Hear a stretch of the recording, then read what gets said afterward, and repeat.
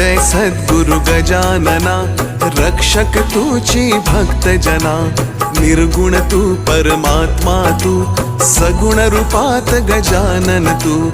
सदेह तू परिविदेह तू, देह असून देहातीत तू। माघवद्य सप्तमी दिनी, शेगावात प्रगटोनी। पुष्ट्या पत्रावळी निमित्त, विदेहत्व तव हो प्रगट।